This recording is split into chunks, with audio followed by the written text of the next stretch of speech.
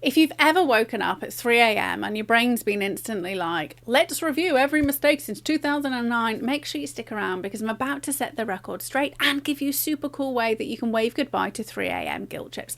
Now, here's the thing. Waking at 3 a.m., it doesn't mean you're broken. It just means your sleep cycles rotated you into a lighter state and your nervous system decided to surface. And contrary to what the TikTok and Instagram trained sleep experts may try and tell you, as they randomly slot in a link to the latest miracle cure, that's absolutely normal. It's what you do after waking that matters. So here's the move. Don't turn your 3 a.m. wake up as your morning. No bright lights, no phone, no full body resets. At 3 a.m. you are not trying to win at sleep. You're just trying to slide back into the next cycle without your brain hijacking the mission. Insomnia, it looks different for different people. Now, women are diagnosed at much higher rates and often struggle with getting to sleep and staying asleep, quite often reporting waking around 3 a.m. and not being able to settle back down again. Men typically fall asleep faster, but things like stress, anxiety, or life chaos can and do flip the script entirely. Now, regardless of what's going on, if you're awake at 3 a.m. staring at the ceiling, this little technique works. Now, it's designed to work with your mind and body to help you drop back into the next sleep cycle without any drama. And I used to dread 3 a.m. Before I understood the science, I'd wake up in a panic, which would then turn into frustration, anger, and even desperation. And hearing Matt snoring his head off while I'm lying there, relentless list playing out, things to do, things I shouldn't have said, things I definitely shouldn't have done, and the sheer variety of insults was something to be admired. I'd wish for the luxury of a full night's sleep, resenting Matt for his ability to drop off in an instant, not realizing that guys and gals are fundamentally wired different, and for us ladies, waking at 3 a.m. is perfectly natural.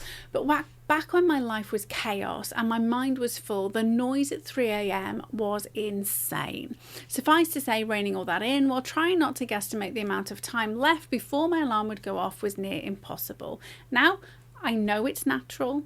I accept it, and I can slip into stillness and fall back asleep. Now, funnily enough, getting happy hasn't actually stopped the 3 a.m. wake-up calls. I quite often still need to pee, but instead I understand that getting up to pee doesn't mean get up and stay up. It just means I need a wee, and I probably shouldn't have had such a large drink before bed.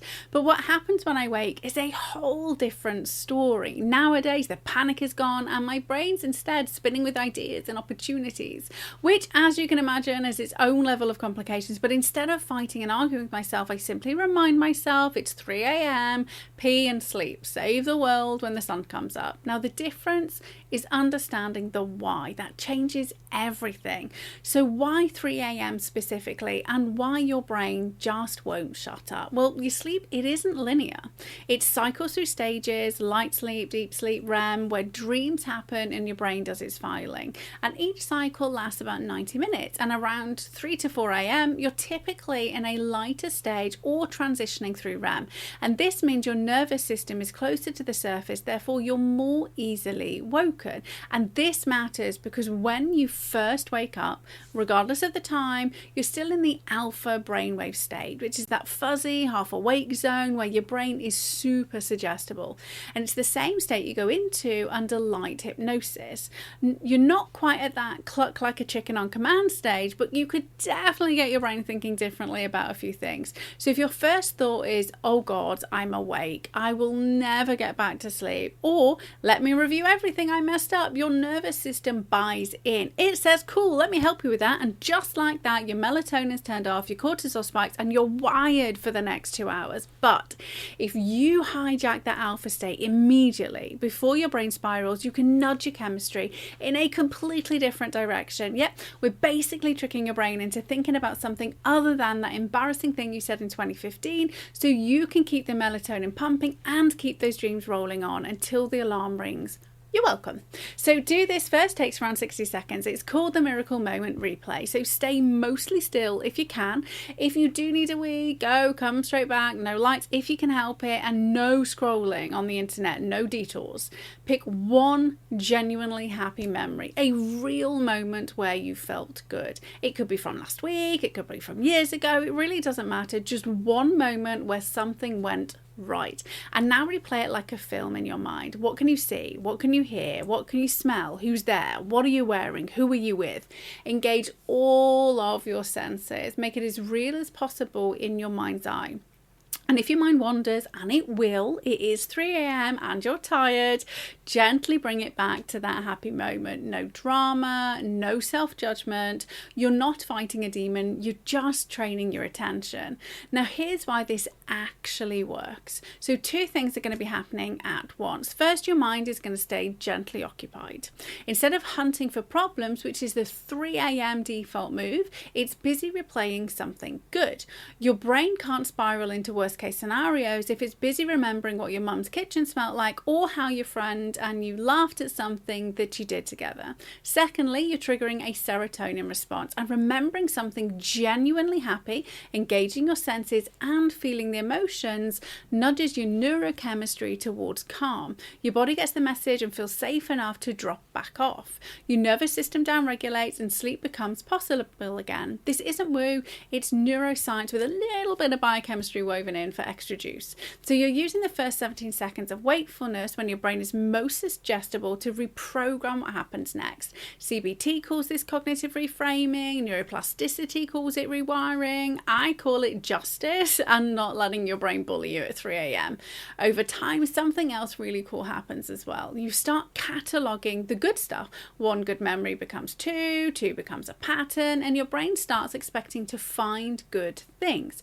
And when you expect good things, you start seeing them. Not because life suddenly got better, but because your nervous system learned to look for evidence of safe instead of evidence of threat. And here's what not to do unless you want to be awake until 5 a.m. Don't check the time. Seriously, that is panic fuel. Don't grab your phone. The blue light alone will wake you up fully. Don't start planning tomorrow. Your brain will take that as permission to stay awake, and don't try to fix yourself at 3 a.m. You're not broken. You just need to sleep. And here's a pro tip for tracking patterns. So if you're noticing 3 a.m. wake ups cluster around certain weeks, you don't need an expensive cycle tracker. Your sleep pattern is already doing the tracking for you. Log your wake ups and you'll spot the pattern. Hormones are real, so is the data. And if you're ready to go deeper, the full miracle moment method, including how to use it last thing at night to prevent the 3 a.m. wake up spiral in the first place, is in the Happiness Hacks Lab. Head to the link below in the description and grab the free video and start training your brain to expect good things instead of catastrophes. Because once you know how to use the 3 a.m., instead of fighting it, sleep becomes a whole lot easier. And don't forget to come back next week, as this is part of a sleep-specific mini-series, and next week we're going to be looking into what you can do if your 3 a.m. wake-up call mind chatter is compounded by your physiology going haywire. Have a fantastic rest of your week, and I'll see you then.